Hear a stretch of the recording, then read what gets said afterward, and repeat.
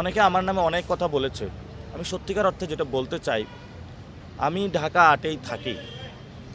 এখানেই এনসিপির অফিস আমাদের এখানে, আমি প্রতিনিয়ত অফিস করি। আমি গত ২ বছরে গণ অভ্যুত্থানের আগ থেকেই আমি সর্বোচ্চ রাতে ৩ থেকে ৪ ঘন্টা ঘুমিয়েছি। এত কাজ ছিল আমাদের। গত ১৮ মাসে আওয়ামী লীগের অনেকগুলো মুভমেন্ট হয়েছিল, সেগুলো ট্যাকল দিতে হয়েছে। গণ অভ্যুত্থানের সময় এত কাজ ছিল, সারা দিন রাত আমরা কাজ করেছি। যখন সরকার গঠন হয়েছিল ১২ দিন একটানা না ঘুমিয়েছিলাম। এবং এর পূর্বে প্রতিনিয়ত আমাদের সময়গুলো গিয়েছিল গুলির মুখে। এবং এখনও ইনশাল্লাহ আমরা একটি গণতান্ত্রিক বাংলাদেশ গঠনের জন্য কাজ করে যাচ্ছি। আমার অনেকে বাসা জিজ্ঞেস করে, আমার বাসা পরিবাগে। আমি বিবাহিত, আমার এক সন্তান আছে।